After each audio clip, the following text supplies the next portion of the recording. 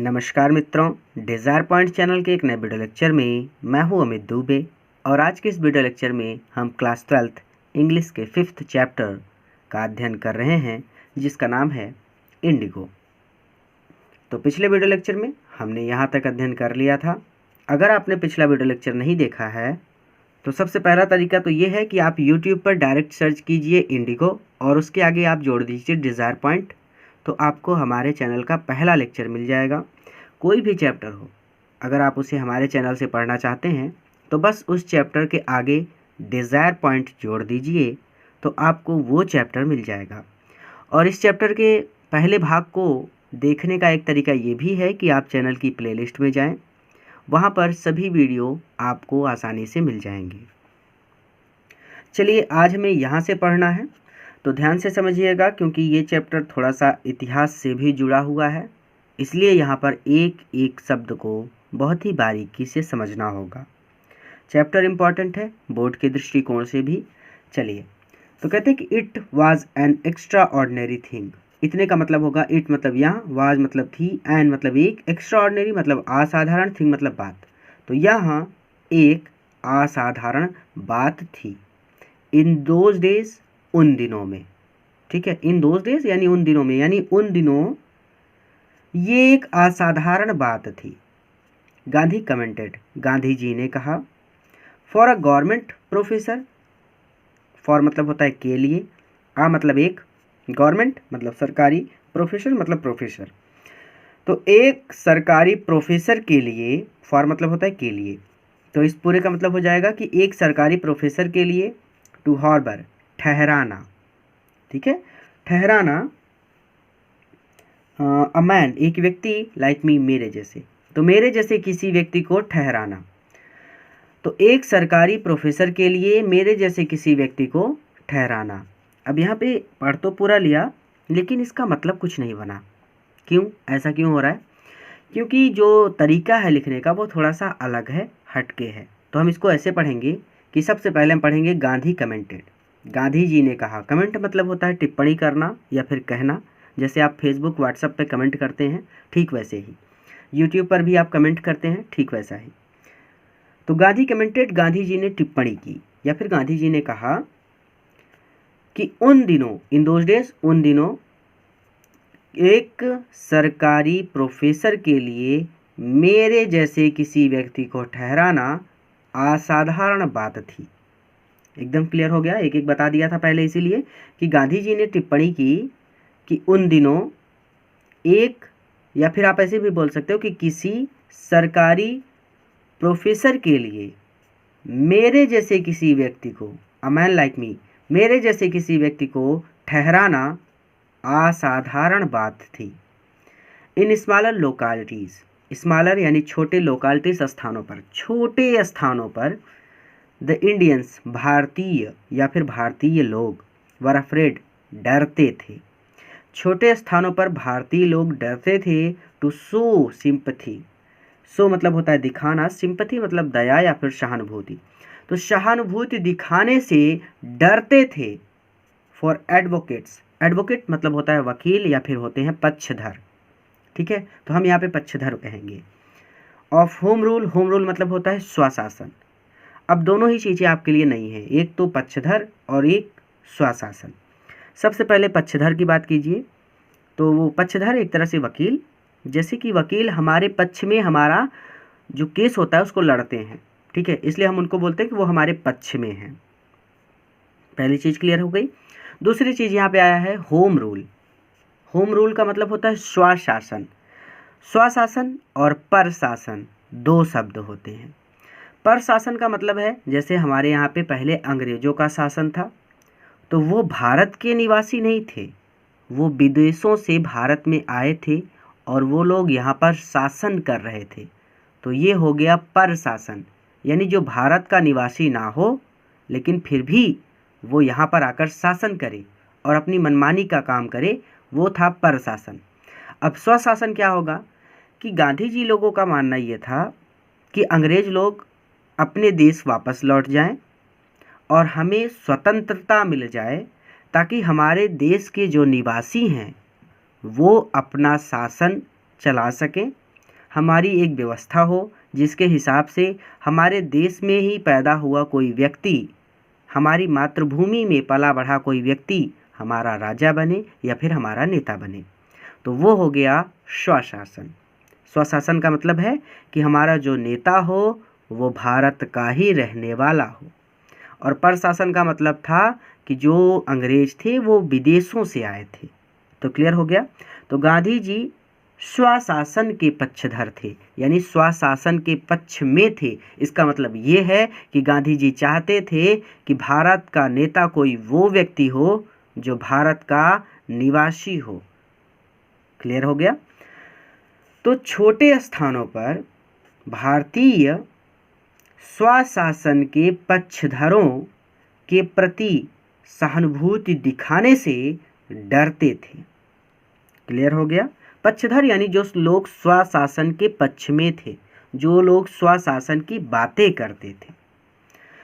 तो एक बार फिर से पढ़ना चाहें तो आप ऐसे पढ़ सकते हैं कि गांधी जी ने टिप्पणी की कि उन दिनों किसी सरकारी प्रोफेसर के लिए मेरे जैसे किसी व्यक्ति को ठहराना असाधारण बात थी।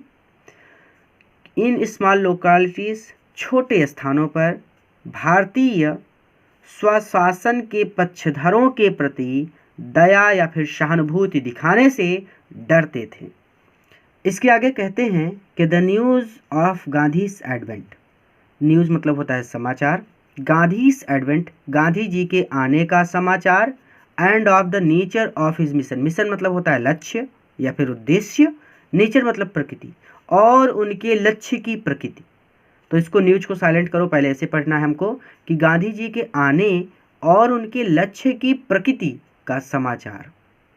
गांधी जी के आने, गांधीज एडवेंट यानी गांधी जी के आने, एंड और ऑफ द नेचर प्रकृति ऑफ हिज मिशन, उनके लक्ष्य की, और उनके लक्ष्य की प्रकृति का समाचार। ठीक है। तो गांधी जी के आने और उनके लक्ष्य की प्रकृति का समाचार तेजी से थ्रू मुजफ्फरपुर, मुजफ्फरपुर से लेकर एंड टू चंपारण, चंपारण तक स्प्रेड, फैल गया। तो गांधी जी के आने और उनके लक्ष्य, हिज मिशन, उनके लक्ष्य की प्रकृति का समाचार तेजी से मुजफ्फरपुर से लेकर चंपारण तक फैल गया। शेयरक्रॉपर्स, बटाईदार, फ्रॉम चंपारण, चंपारण के। तो चंपारण के बटाईदार बिगिन अराइविंग, आने लगे, ऑन फुट, पैदल, एंड बाय कॉन्वेंस, और वाहनों से। ठीक है। तो पैदल या फिर वाहनों से। On foot and by conveyance मतलब होता है पैदल या वाहनों से। तो कुछ लोग पैदल आ रहे थे और जिन लोगों के पास गाड़ियाँ थी वो लोग गाड़ियों से आ रहे थे। तो इसके कहने का मतलब यहाँ पे ये है कि पैदल और वाहनों से आने लगे टू सी, मिलने के लिए, देयर, उनके चैंपियन, उनके चैंपियन से। इस चैंपियन का मतलब यहाँ पे है पक्षधर या फिर हितैषी नेता। तो अपने हितैषी नेता से मिलने के लिए चंपारण के बटाईदार पैदल और वाहनों से आने लगे। मुजफ्फरपुर लॉयर्स, मुजफ्फरपुर के वकील, called on Gandhi to brief him. इस पूरे को सीधे सीधे पढ़ लीजिए कि गांधी जी से मिलने आए। तो मुजफ्फरपुर के वकील भी गांधी जी से मिलने आए।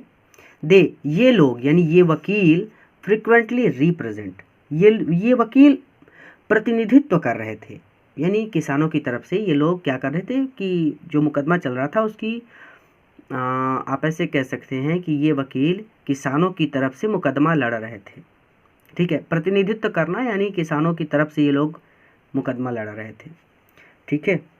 तो कहाँ गया भाई, दे फ्रिक्वेंटली रिप्रेजेंटेड, ये वकील जो थे ना ये प्रतिनिधित्व कर रहे थे पीजेंट्स ग्रुप, किसानों की समुदाय, पीजेंट मतलब किसान, ग्रुप्स मतलब समुदाय, किसान समुदाय का इन कोर्ट, न्यायालय में। तो ये वकील किसान समुदाय का न्यायालय में प्रतिनिधित्व कर रहे थे। ठीक है। यानी किसानों ने इन वकीलों से कहा था कि भाई हमारा भी केस लड़ लो, बचा लो। ठीक है। चलो, तो share croppers from Champaran, Champaran के किसान या फिर चंपारण के बटाईदार पैदल या वाहनों से, या फिर ऐसे लिखा एंड है तो हम इसको ऐसे पढ़ेंगे कि पैदल और वाहनों से अपने हितैषी नेता से मिलने के लिए कहाँ गया अराइविंग आने लगे। मुजफ्फरपुर के वकील भी गांधी जी से मिलने आए। ये वकील न्यायालय में किसान समुदाय का प्रतिनिधित्व कर रहे थे। दे टोल्ड, उन्होंने बताया हिम, गांधी जी को, उन्होंने गांधी जी को बताया अबाउट देयर केसेस, उनके केसेस के बारे में। ठीक है, उन्होंने गांधी जी को उनके केसों के बारे में बताया। एंड रिपोर्टेड, और बताया, रिपोर्ट मतलब होता है जानकारी देना। The size of their fees, और अपने फीस के बारे में भी जानकारी दी, अर्थात उन्होंने बताया कि वो कितनी फीस लेते थे। क्लियर है। एंड रिपोर्टेड, और जानकारी दी द साइज, साइज मतलब वही पैसा, ऑफ देयर फीस, फीस मतलब पैसा, तो अपने फीस, साइज मतलब आकार, तो साइज ऑफ देयर फीस यानी कहने का मतलब है अपने फीस के आकार के बारे में जानकारी दी। इसका तात्पर्य ये है कि उन्होंने बताया कि वो कितनी फीस लेते थे। तो गांधी जी के आने और उनके लक्ष्य की प्रकृति का समाचार चंपारण, मुजफ्फरपुर से लेकर चंपारण तक तेजी से फैल गया। तो चंपारण के बटाईदार पैदल और वाहनों से अपने हितैषी नेता से मिलने के लिए आने लगे। मुजफ्फरपुर के वकील भी गांधी जी से मिलने आए, और ये वकील या फिर वो लोग न्यायालय में किसान समुदाय का प्रतिनिधित्व कर रहे थे।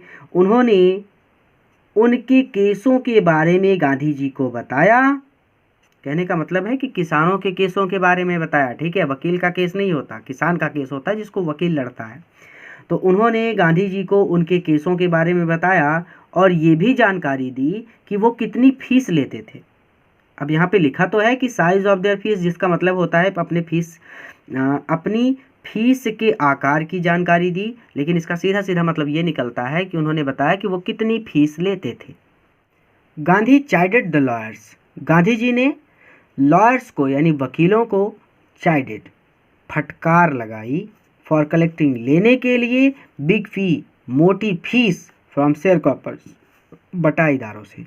तो बटाईदारों से मोटी फीस लेने की वजह से गांधी जी ने वकीलों को फटकारा। ही सेड, उन्होंने कहा, I have come to the conclusion, मैं इस कंक्लूशन पर पहुंचा हूं, मैं इस निर्णय पर पहुंचा हूं, या फिर मैं इस निष्कर्ष पर पहुंचा हूं, दैट वी शुड स्टॉप, कि हमें बंद कर देना चाहिए, गोइंग टू लॉ कोर्ट्स, न्यायालय में जाना, कि हमें न्यायालय में जाना बंद कर देना चाहिए।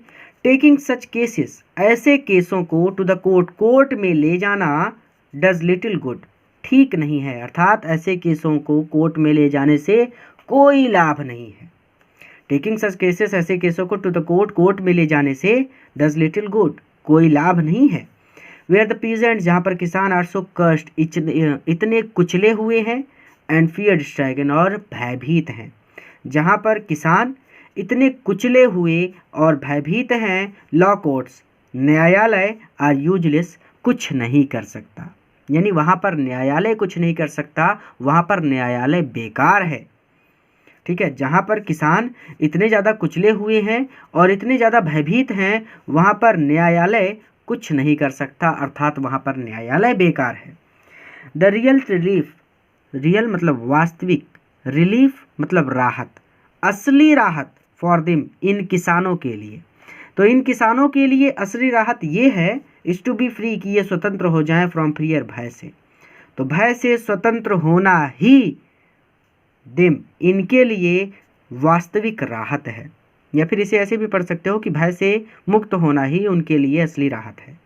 तो एक बार फिर से पढ़ लेते हैं कि गांधी जी ने बटाईदारों से मोटी फीस वसूलने की वजह से वकीलों को फटकार लगाई। ठीक है, तो गांधी जी ने बटाईदारों से मोटी फीस वसूलने की वजह से वकीलों को फटकार लगाई, और उन्होंने कहा कि मैं इस निष्कर्ष पर पहुंचा हूं कि हमें न्यायालय में जाना बंद कर देना चाहिए। ऐसे केसों को न्यायालय में ले जाने से कोई लाभ नहीं है। जहां पर किसान इतने ज़्यादा कुचले हुए और भयभीत हैं, वहां पर न्यायालय बेकार है। The real relief for them is to be free from fear, यानी भय से मुक्त होना ही उनके लिए असली राहत है। Most of the arable land, arable land मतलब होता है कृषि योग्य भूमि, मोस्ट मतलब ज़्यादातर। तो ज़्यादातर कृषि योग्य भूमि इन चंपारण डिस्ट्रिक्ट, चंपारण जिले की, तो चंपारण जिले की ज़्यादातर कृषि योग्य भूमि वाज डिवाइडेड, बटी हुई थी इनटू लार्ज, बड़े बड़े स्टेट्स, जागीरों में। अब यहाँ पे एक वर्ड ऐसा भी आप बोल सकते हैं कि बड़ी बड़ी रियासतों में बटी थी, क्योंकि पहले के समय में बहुत राजा महाराजा होते थे, तो उनकी रियासत होती थी कि यहाँ से लेकर यहाँ तक हमारा ही पूरा रियासत है, यहाँ पर यहाँ तक हमारा ही साम्राज्य है। तो आप ऐसे बोल सकते हो, या तो आप रियासत बोल सकते हो या फिर आप जागीर बोल सकते हो। ठीक है, स्टेट्स के दोनों मतलब निकल जाएंगे, स्पष्ट है। अब राजा महाराजा के स्तर पर एक तरह से अंग्रेज लोग भी शासन करते थे, तो आप यहाँ पे सीधे सीधे अगर आपको जागीर नहीं याद है तो आप रियासत बोल सकते हैं। तो चंपारण जिले की ज़्यादातर कृषि योग्य भूमि बड़े बड़े रियासतों में बटी हुई थी, ओन्ड बाय इंग्लिशमैन, जिनके मालिक अंग्रेज थे, एंड वर्क, और उस जमीन पर काम करते थे बाय इंडियन, भारतीय टीनेंट्स, काश्तकार, और उस पर भारतीय काश्तकार काम करते थे। अब इस टीनेंट्स का एक और मतलब होता है, इस टीनेंट्स का मतलब हो जाता है किराएदार, और दूसरा मतलब होता है काश्तकार। जैसे एग्जाम्पल के लिए आज हमारे समय की बात करें तो आप जैसे किसी दूसरे शहर में रहने जाते हैं, जैसे आपको मान लीजिए इलाहाबाद ही पढ़ने आना है हमारे ही ज़िले में, तो अगर आपको इलाहाबाद पढ़ने आना है और आप किसी दूसरे ज़िले में रहते हैं, मान लीजिए आप लखनऊ के निवासी हैं या फिर आप प्रतापगढ़ के निवासी हैं, आप इलाहाबाद आते हैं, यहाँ पे अगर आप रूम लेकर रहते हैं तो आपको यहाँ पे जो रूम देगा आपको व्यक्ति, वो आपसे कुछ भाड़ा लेगा, किराया लेगा। यानी कहने का मतलब है कि उस कमरे के मालिक आप नहीं हैं, कोई दूसरा व्यक्ति है, लेकिन उस कमरे में रहने के लिए आप उस दूसरे व्यक्ति को किराया दे रहे हैं। ठीक उसी प्रकार उस जमीन के मालिक वो भारतीय किसान नहीं होते थे, लेकिन उस जमीन पर काम करने के लिए वो भारतीय किसान उस जमीन के मालिक को किराया देते थे। ठीक है, तो भारतीय किराएदार या फिर भारतीय काश्तकार। तो चंपारण जिले की ज़्यादातर कृषि योग्य भूमि बड़े बड़े रियासतों में बटी हुई थी, जिनके मालिक अंग्रेज थे, और इस जमीन पर भारतीय किराएदार काम करते थे या फिर भारतीय काश्तकार काम करते थे। The chief commercial crop, chief मतलब मुख्य, कमर्शियल क्रॉप व्यावसायिक फसल, तो मुख्य व्यावसायिक फसल वाज इंडिगो, नील थी। नील की खेती की जाती है आज भी, तो नील जो थी वो मुख्य व्यावसायिक फसल थी। ठीक है, तो the chief commercial crop was Indigo, मुख्य व्यावसायिक फसल नील थी। द लैंडलॉर्ड्स यानी जमीन के मालिक, कंपेल्ड मजबूर करते थे, ऑल टीनेंट्स सभी किसानों को, टू प्लांट उगाने के लिए, 320 3/20, 320 मतलब 3/20, ये 3/20, ठीक है, यानी 3/20 एकदम साफ ही लिख देते हैं, 3/20 और या 15%, 15% ऑफ देयर होल्डिंग, पूरी जमीन का, विथ इंडिगो, इंडिगो यानी नील। तो जमीन के मालिक, देयर होल्डिंग मुझे छोटा करना पड़ेगा नहीं तो बच्चे कंफ्यूज हो जाते हैं, तो हम यहाँ पे ऐसे कर लेते हैं कि यहाँ तक छोटा कर लेते हैं। ठीक है, छोटा छोटा करके समझेंगे। तो जमीन के मालिक यानी वो अंग्रेज लोग, ठीक है, जागीरदार भी बोल सकते हैं, लैंडलॉर्ड मतलब जागीरदार, यानी वो जो रियासत थी उसके जो मालिक थे या फिर उस जागीर के जो मालिक थे, कई वर्ड्स बोल सकते हैं। लैंडलॉर्ड्स के लिए बोल सकते हैं रियासत का मालिक या फिर जागीर का मालिक या फिर जागीरदार, या फिर सीधे सीधे कि ज़मीन का जो मालिक था, यानी ज़मीन का मालिक कौन था, अंग्रेज। तो ज़मीन के मालिक मजबूर करते थे ऑल टीनेंट्स सभी किसानों को, यहाँ पे छोटा करेंगे, तो ज़मीन के मालिक सभी किसानों को मजबूर करते थे टू प्लांट उगाने के लिए, विथ इंडिगो नील, टू प्लांट विथ इंडिगो नील उगाने के लिए। ठीक है, 320 3/20 अथवा 15% ऑफ देयर होल्डिंग, पूरी ज़मीन के, यानी पूरी ज़मीन के 3/20 भाग या फिर 15% पर नील उगाने के लिए मजबूर करते थे। क्लियर हो गया? अरे एकदम आसान तो है कि ज़मीन के मालिक किसानों को देयर होल्डिंग पूरी ज़मीन के 3/20 या फिर 15% भाग पर इंडिगो नील उगाने के लिए, प्लांट मतलब उगाना, तो नील उगाने के लिए कंपेल्ड मजबूर करते थे। एकदम आसान तो है, क्यों कंफ्यूज हो रहे हो? तो द लैंडलॉर्ड ज़मीन के मालिक सभी किसानों को पूरी ज़मीन के, देयर होल्डिंग पूरी ज़मीन के 3/20 या 15% भाग पर नील उगाने के लिए कंपेल्ड मजबूर करते थे एंड सरेंडर, और वो ले लेते थे द इंटायर पूरी या फिर संपूर्ण इंडिगो नील की हार्वेस्ट फसल को, और वो पूरी नील की फसल को ले लेते थे एज रेंट, किराए के रूप में। सोचिए, खाने के लिए आपको दाल चावल चाहिए और कोई आ जाए वो दाल चावल ही लेके चला जाए, भाग जाए, तो मुख्य फसल तो नील थी और पूरी की पूरी नील की फसल ही अंग्रेज लोग ले लेते थे। यानी ये जो किसान थे ये बहुत सताए हुए थे और बहुत ही मजबूर थे। ठीक है, और यह सारी नील की फसल किराए के रूप में उसूल लेते थे या फिर ले लेते थे। अब इसको दो तरह से पढ़ना होगा, पूरा जोड़ के पढ़ लें हम इसको ऐसे कि ज़मीन के मालिक सभी किसानों को पूरी ज़मीन के 3/20 या 15% भाग पर नील उगाने के लिए विथ इंडिगो प्लांट, नील उगाने के लिए और पूरी इंडिगो नील की फसल को किराए के रूप में देने के लिए कंपेल्ड मजबूर करते थे। पहला तरीका। दूसरा तरीका आप इसको ऐसे भी पढ़ सकते हैं कि ज़मीन के मालिक सभी किसानों को पूरी ज़मीन के 3/20 भाग या 15% भाग पर नील उगाने के लिए मजबूर करते थे और पूरी नील की फसल को किराए के रूप में देने के लिए मजबूर करते थे। इस कंपेल को 2 बार यूज कर लीजिए तो दोनों बार मजबूर आ जाएगा। ठीक है, जैसे याद हो जाए पढ़ सकते हैं। This was done by long term contract. This was done, ये किया जाता था बाय लॉन्ग टर्म।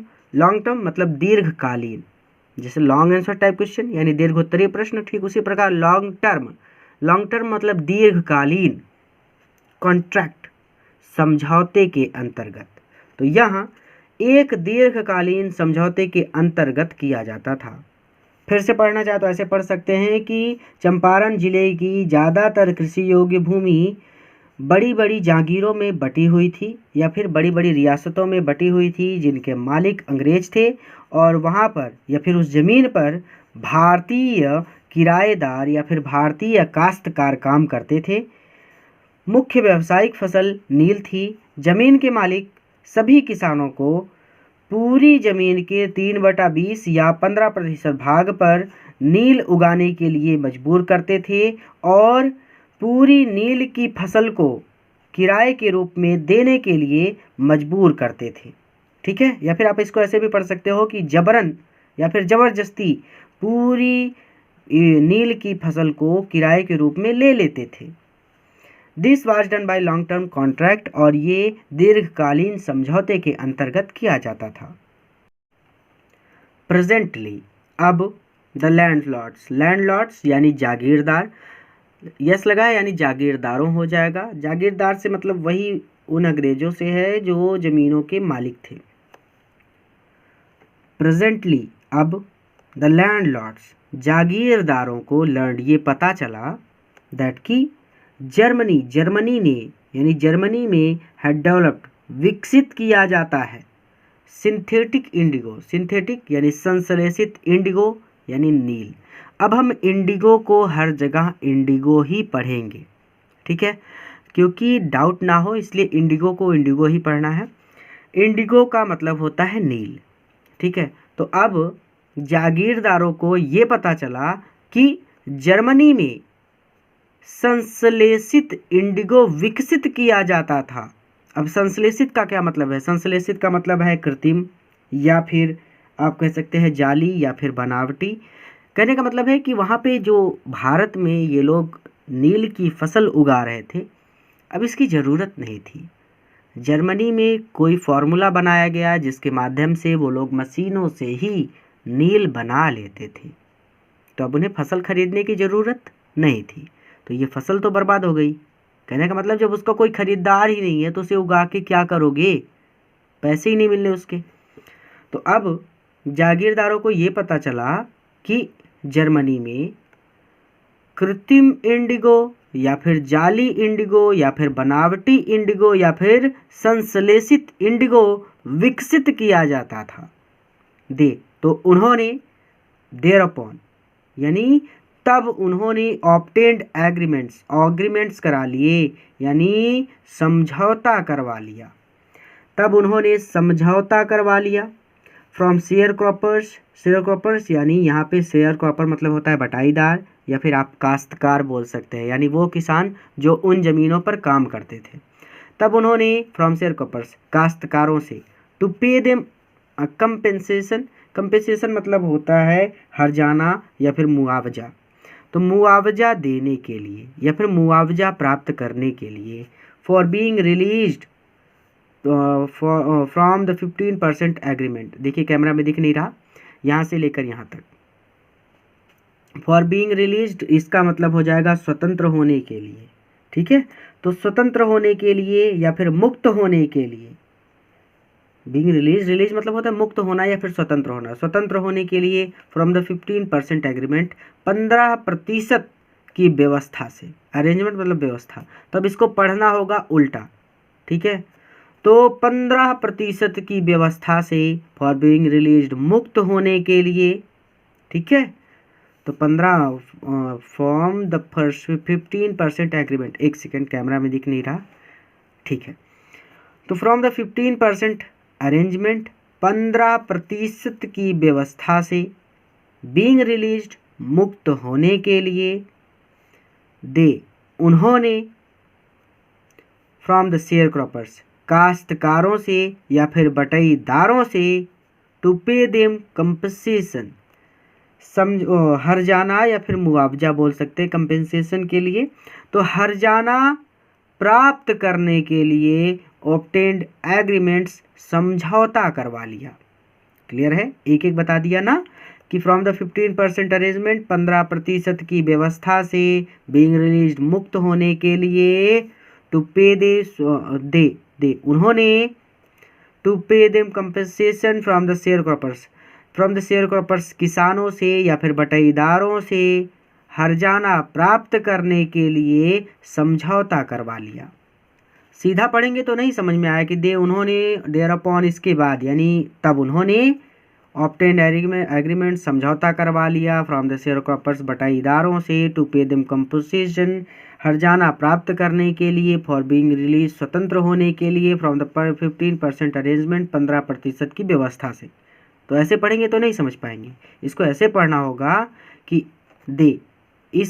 देयरअपॉन इस बात पर उन्होंने या फिर इस पर उन्होंने 15% की व्यवस्था से मुक्त होने के लिए बटाईदारों से या फिर काश्तकारों से हर्जाना प्राप्त करने के लिए ऑब्टेन्ड एग्रीमेंट समझौता करवा लिया। यानी वो अंग्रेज लोग ये चाहते थे कि वो 15% की व्यवस्था से मुक्त हो जाए, कि 15% की व्यवस्था पे आपको नील ही उगाना है, नहीं, क्योंकि नील तो कोई खरीदेगा ही नहीं। तो अब उससे वो मुक्त होना चाहते थे, स्वतंत्र होना चाहते थे। तो उन्होंने कहा कि अब भाई आप लोग सारी फसल उगाओ, कोई भी दिक्कत नहीं है, लेकिन अगर कोई नुकसान हुआ तो उसका सारा पैसा हम आपसे ही लेंगे। समझ रहे हो, यानी हर्जाना हम आपसे ही लेंगे, चाहे जो खेती करो, हमसे कोई मतलब नहीं है। अगर हमें एक बार में 5,000 रुपया मिलता है तो हमें हर साल 5,000 चाहिए, भले ही आप 3,000 कमाओ, 2,000 घर से ला के दो, मुझे उससे मतलब नहीं है। समझ रहे हो, सामने वाला व्यक्ति सोचो 2,000 कमाएगा और आपको वो 5,000 कहाँ से ला के देगा। इतना ज़्यादा वो लोग परेशान कर देते थे किसानों को, समझ रहे हो। तो इस व्यवस्था से, क्योंकि 15% की व्यवस्था तो ये थी कि आप नील उगाओ और नील उगा के लाओ तो हम ले जाएं विदेशों में बेचें, लेकिन अब विदेशों में यानी जर्मनी में तो अब कृत्रिम नील बन गई थी, तो अब फसल तो कोई खरीदेगा नहीं। तो इन अंग्रेज़ों ने दिमाग ये लगाया कि आप ये 15% की व्यवस्था से हमको मुक्त कर दो, आप चाहे जो खेती करो, हमें उससे कोई मतलब नहीं। लेकिन अगर हम 5,000 इस महीने यानी इस साल हमें 5,000 मिल रहा है तो अगले साल भी हमें 5,000 चाहिए, उसके अगले साल भी 5,000 लेंगे, उसके अगले साल भी 5,000 चाहिए। भले ही आप एक साल 2,000 कमाओ, 3,000 कमाओ, 4,000 कमाओ, मुझे उससे कोई लेना देना नहीं है। अब समझ में आया बात? क्लियर हो गया कि अब जमींदारों को जागीरदारों को पता चला कि जर्मनी में संश्लेषित इंडिगो विकसित किया जाता था। इस बात पर उन्होंने 15% की व्यवस्था से मुक्त होने के लिए काश्तकारों से या फिर बटाईदारों से हर्जाना प्राप्त करने के लिए या फिर मुआवजा प्राप्त करने के लिए ऑब्टेन्ड एग्रीमेंट समझौता करवा लिया।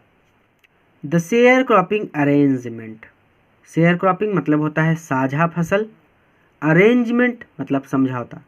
कहने का मतलब है कि साझा फसल का समझौता, यानी सभी पर उन्हें 5,000 वाला बात मैंने सीधा सीधा बता दिया ना कि पूरी फसल पे यानी पूरे साल में मुझे 5,000 चाहिए।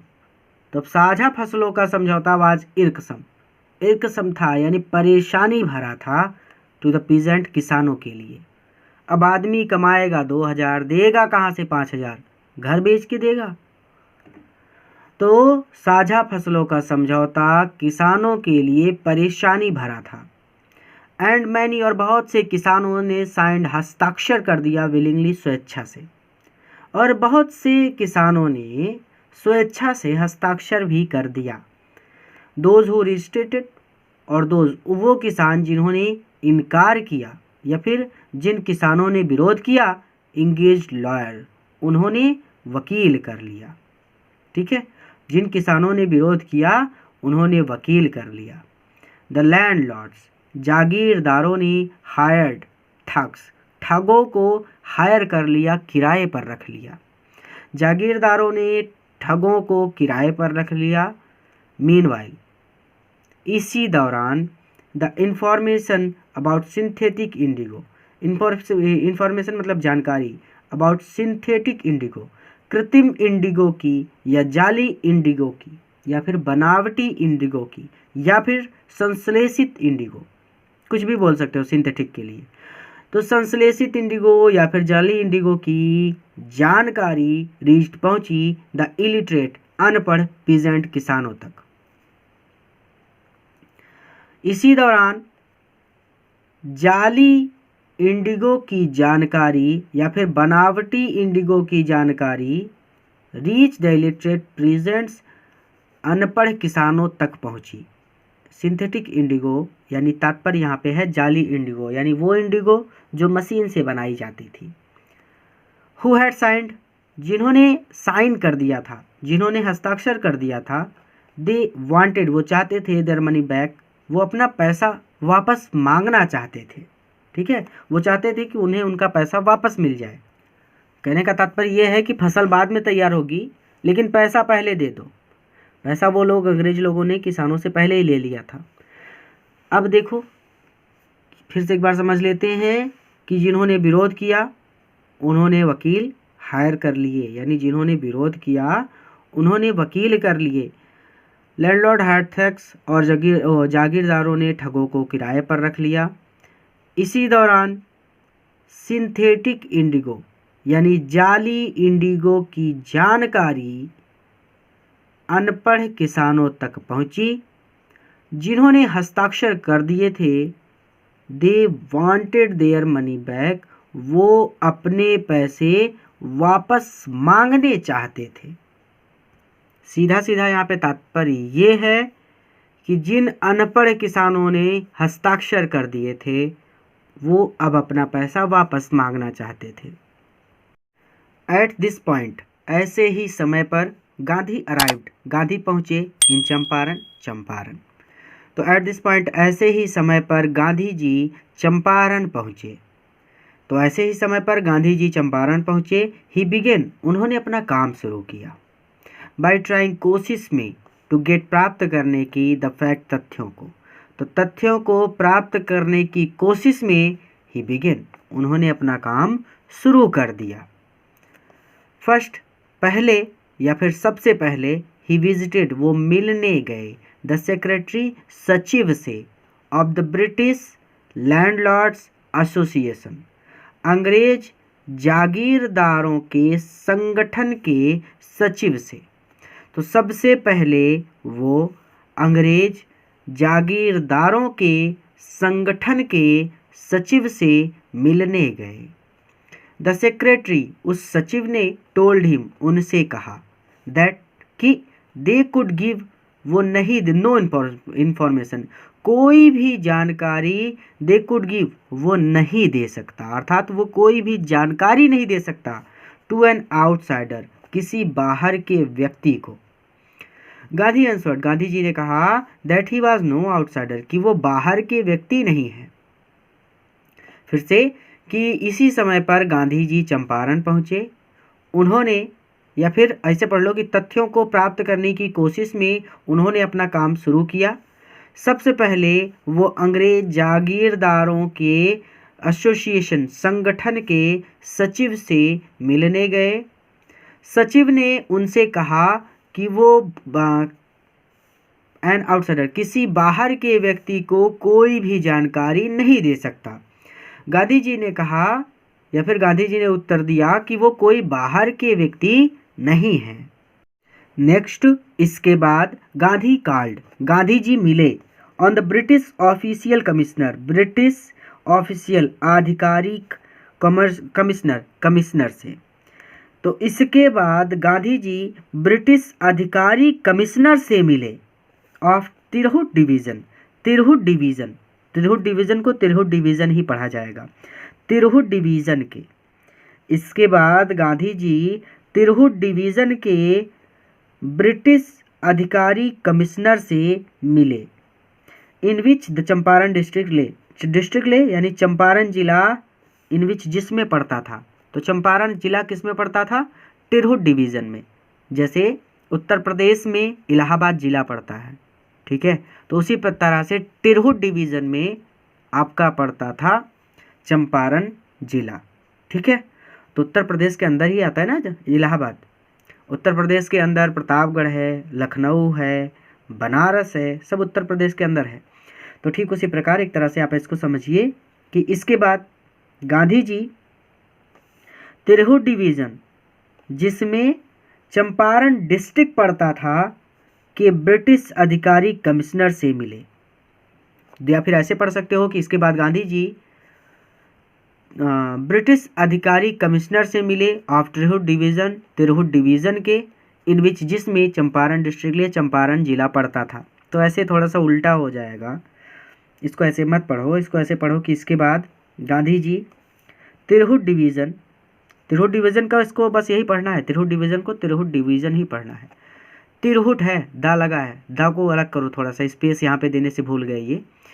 तो तिरहुत डिवीज़न के, जिसमें चंपारण जिला पड़ता था, ब्रिटिश ऑफिशियल यानी अधिकारी कमिश्नर से मिले। द कमिश्नर, वह कमिश्नर, गांधी रिपोर्टेड, गांधी जी बताते हैं कि वह कमिश्नर यानी उस कमिश्नर ने प्रोसीडेड टू बुली मी, बुली मी, मुझे बुली किया, अर्थात मुझे डराने धमकाने लगा। वह कमिश्नर तो मुझे डराने धमकाने लगा, एंड एडवाइज्ड मी, और उसने मुझे सलाह दी, फॉरविथ टू लीव तिरहुत, कि मैं तिरहुत को छोड़ दूं। फिर से कि इसके बाद गांधी जी तिरहुत डिवीज़न, जिसमें चंपारण जिला पड़ता था, के ब्रिटिश अधिकारी कमिश्नर से मिले। उस कमिश्नर ने, गांधी जी बताते हैं, प्रोसीडेड टू बुली मी, मुझे डराने धमकाने लगा। गांधी जी बताते हैं कि वो कमिश्नर, या फिर उस कमिश्नर, आप ऐसे ही पढ़ो कि गांधी जी रिपोर्ट्स, गांधी जी बताते हैं कि द कमिश्नर, वह कमिश्नर तो मुझे डराने धमकाने लगा, और उसने मुझे सलाह दी, एडवाइज मी, उसने मुझे सलाह दी कि मैं तुरंत तिरहुत छोड़कर चला जाऊं। Gandhi did not leave, Gandhi ji ने तिरहुत नहीं छोड़ा। गांधी डिड नॉट लीव यानी गांधी जी ने तिरहुत नहीं छोड़ा। इंस्टीड, इसके बजाय ही प्रोसीडेड, वो चल पड़े, टू मोतिहारी, मोतिहारी की ओर। इसके बजाय वो मोतिहारी की ओर चल पड़े। द कैपिटल, जो राजधानी थी, ऑफ चंपारण, चंपारण की। तो इसके बजाय वो चंपारण की राजधानी मोतिहारी की ओर चल पड़े। सेवरल लॉयर्स, बहुत से वकील, अकम्पनीड हिम, उनके साथ चल पड़े।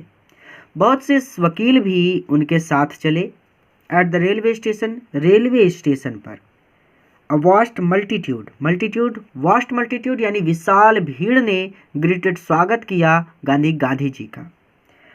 तो गांधी जी ने क्या कहते हैं तिरहुट नहीं छोड़ा, इसके बजाय वो चंपारण की राजधानी मोतिहारी की ओर चल पड़े। कई वकील भी उनके साथ चले। रेलवे स्टेशन पर एक विशाल भीड़ ने उनका स्वागत किया। He went to a house, वो एक घर में गए। एंड यूजिंग इट, और इस घर को एज हेडक्वार्टर, अपना हेडक्वार्टर बना लिया, अर्थात इस घर को ही अपना मुख्यालय बना लिया।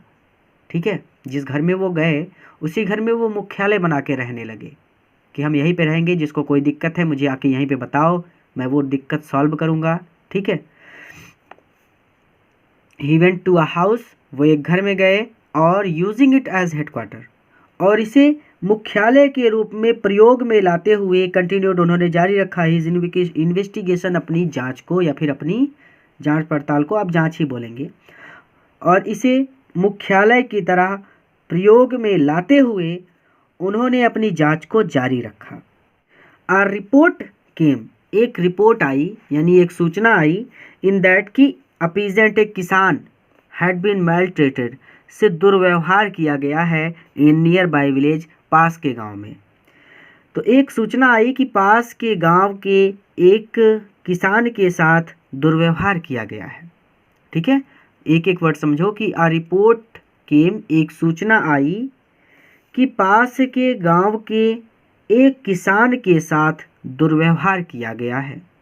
तो इस लाइन का मतलब हो जाएगा कि report came in that a peasant had been maltreated in the nearby village, एक सूचना आई कि पास के गांव के एक किसान के साथ दुर्व्यवहार किया गया है। गांधी जी ने निश्चय किया, गांधी जी ने निश्चय किया टू गो, कि वो जाएंगे, एंड सी, और देखेंगे। तो गांधी जी ने निश्चय किया कि वो जाएंगे और देखेंगे, या फिर इसको ऐसे भी पढ़ सकते हैं कि गांधी जी ने जाकर देखने का निश्चय किया।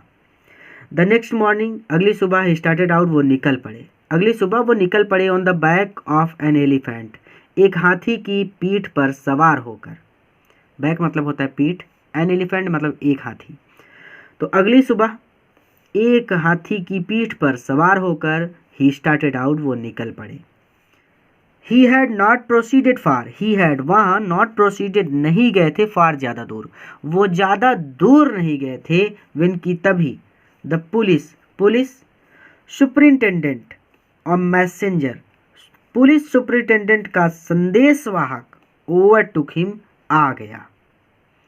यानी वो ज़्यादा दूर नहीं गए थे कि तभी पुलिस सुपरिंटेंडेंट का संदेशवाहक आ गया। एंड ऑर्डर्ड हिम, और उसने उन्हें आदेश दिया, टू रिटर्न टू टाउन, कि वो नगर लौट चले, इन हिज कैरियर्स, उसकी गाड़ी में बैठकर, और उसने उन्हें आदेश दिया कि वो उसकी गाड़ी में बैठकर नगर लौट चले। तो ही हैड नॉट प्रोसीडेड फार, वो ज़्यादा दूर नहीं गए थे, win the police superintendents messenger overtook him, कि तभी पुलिस सुपरिटेंडेंट का संदेशवाहक आ पहुंचा, और उसने आदेश दिया हिम, गांधी जी को, और उसने गांधी जी को आदेश दिया कि वो वापस लौट चलें। रिटर्न मतलब होता है वापस लौटना, टू टाउन, नगर लौट, यानी नगर, कि वो नगर वापस लौट चलें, इन हिज कैरियर्स, उसकी गाड़ी में बैठकर, या फिर उसके वाहन में बैठकर नगर वापस लौट चलने का उसने उन्हें आदेश दिया। गांधी कंप्लाइड, गांधी जी ने आदेश का पालन किया। द मैसेंजर, वो संदेशवाहक, ड्रोव गांधी होम, गांधी जी को घर तक ले आया, यानी ड्रोव को यानी ड्राइव करके, अर्थात गाड़ी में बिठाकर। तो वो संदेशवाहक गांधी जी को गाड़ी में बिठाकर घर ले आया। छोटा छोटा करेंगे तभी समझ में आएगा। तो वो संदेशवाहक गांधी जी को गाड़ी में बिठाकर घर ले आया, वेयर, जहाँ पर ही सर्व्ड हिम, ही मतलब उस संदेशवाहक ने हिम गांधी जी को सर्व दिया, जहाँ पर उस संदेशवाहक ने दिया गांधी जी को विथ एन ऑफिशियल नोटिस, एक आधिकारिक नोटिस या फिर एक आधिकारिक सूचना। तो इसको ऐसे पढ़ेंगे कि जहाँ पर उसने गांधी जी को एक आधिकारिक सूचना दी। तो जहाँ पर उसने गांधी जी को एक आधिकारिक सूचना दी टू क्विट, छोड़ने की, चंपारण को इमीडिएटली, तुरंत ही। तो चंपारण को तुरंत छोड़ने की आधिकारिक सूचना दी। तो इसको ऐसे पढ़ेंगे कि गांधी जी ने आदेश का पालन किया।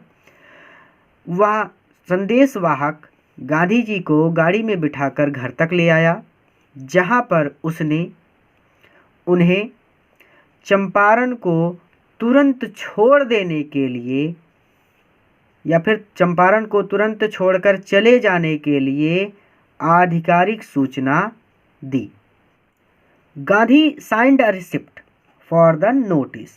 गांधी साइंड अ रिसिप्ट यानी गांधी जी ने साइन, हस्ताक्षर किया, अ रिसिप्ट, रिसिप्ट यानी यहाँ पे है रसीद पर, फॉर द नोटिस यानी इस नोटिस के लिए। कहने का मतलब यहाँ पर सीधा सीधा है कि गांधी जी ने रसीद पर हस्ताक्षर किया।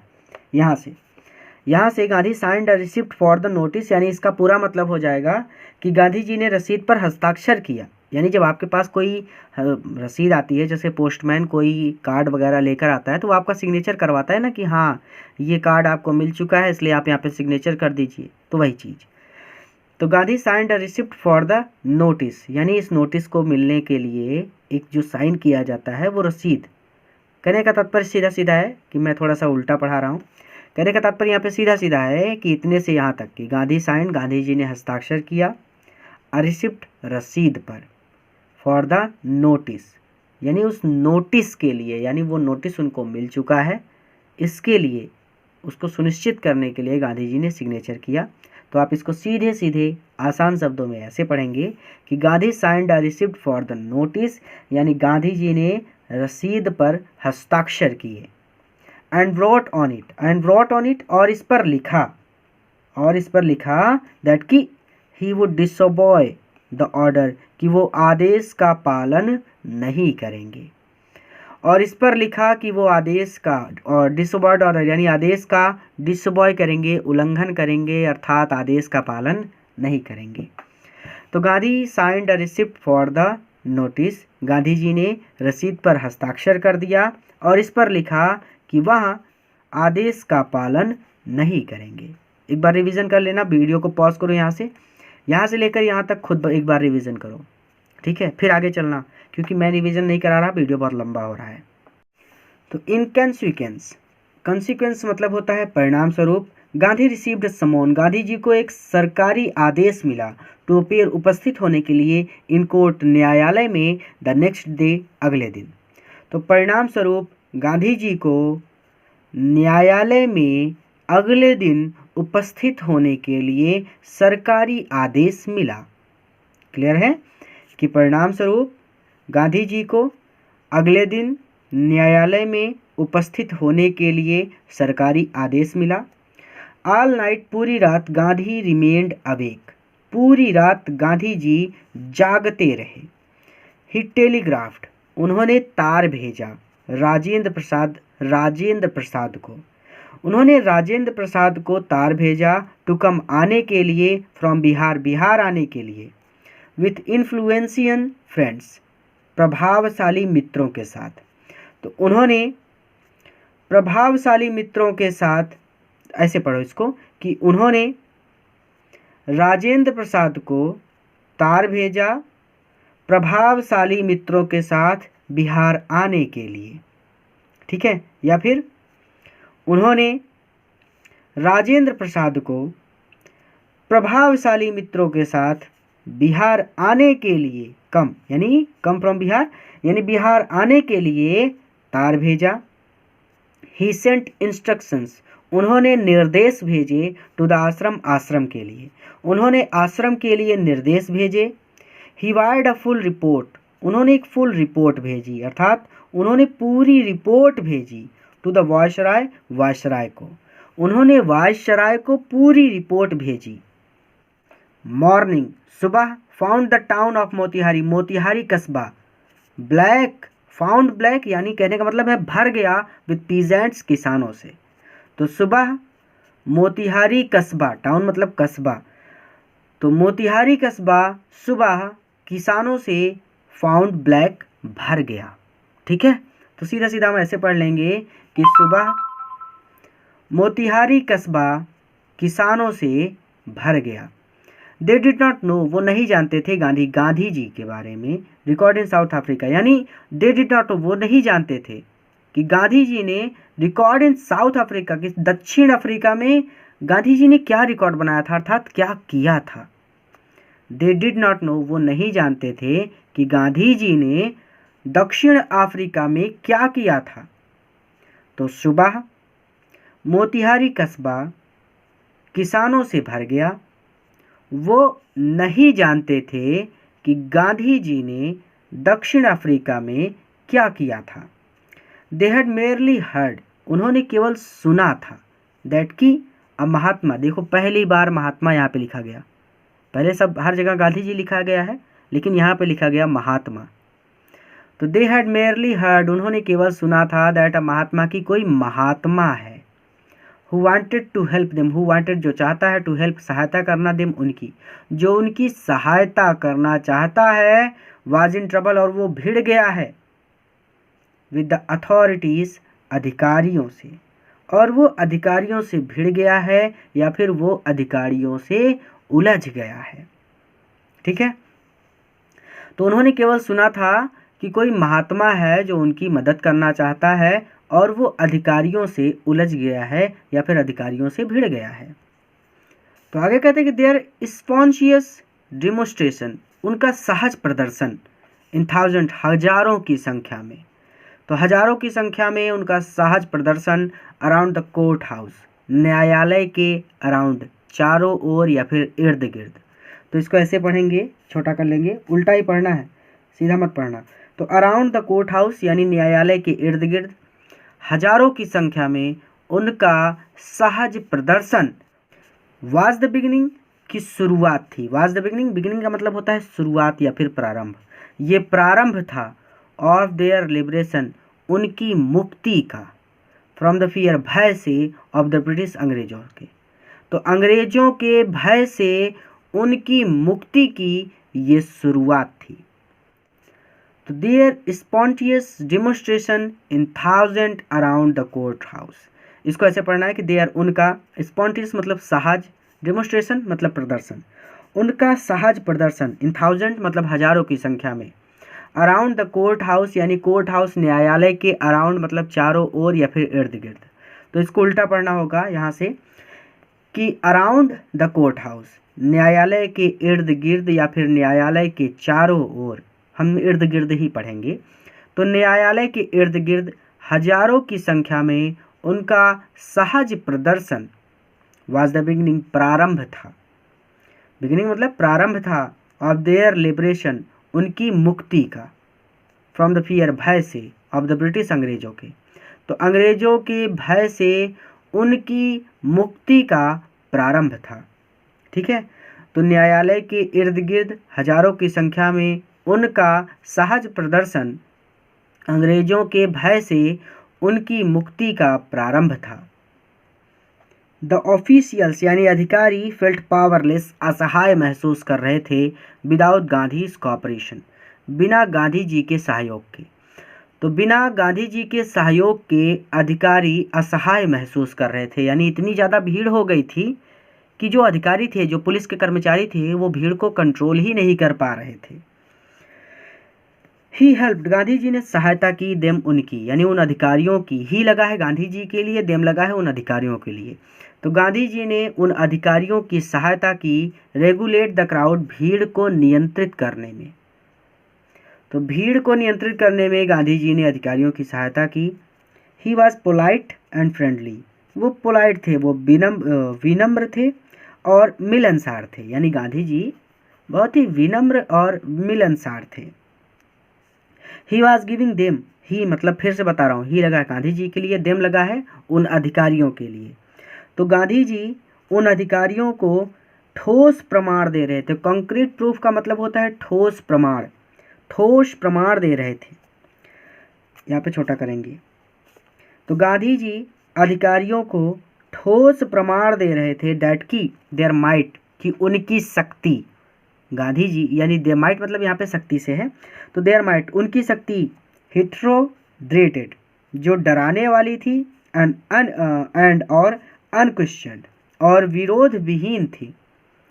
तो उनकी जो शक्ति डराने वाली और विरोध विहीन थी, यानी अंग्रेजों की शक्ति जो थी वो डराने वाली थी, वो बहुत ज़्यादा शोषण करते थे, लोगों को बहुत परेशान करते थे, और सब लोग उनसे इतना डरते थे कि उनका विरोध कोई करता ही नहीं था। ठीक है, तो वही कह रहे हैं कि गांधी जी उन अधिकारियों को ठोस प्रमाण दे रहे थे कि उनकी डराने वाली, हिथ्रोड्रीडेड, डराने वाली और विरोध विहीन शक्ति को चैलेंज्ड, चुनौती दी जा सकती है बाय इंडियंस, भारतीयों के द्वारा।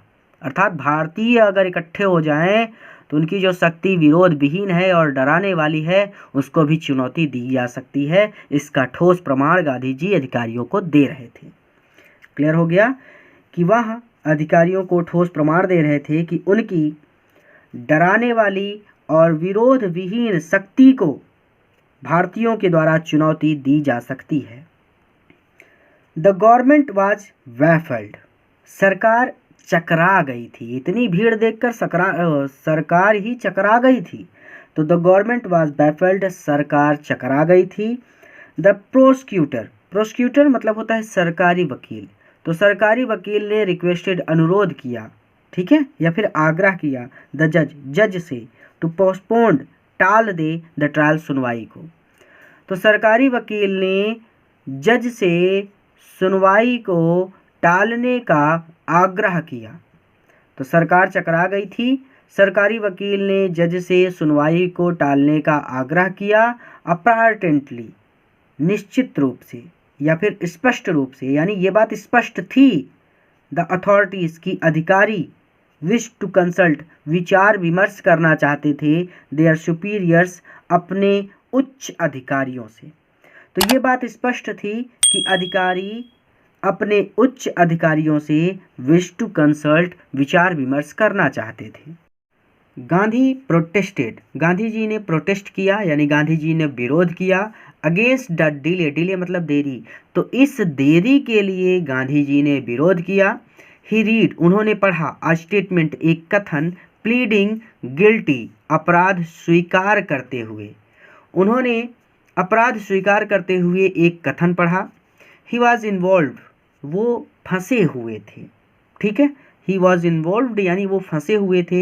ही टोल्ड, उन्होंने बताया, द कोर्ट, कोर्ट को, उन्होंने न्यायालय को बताया।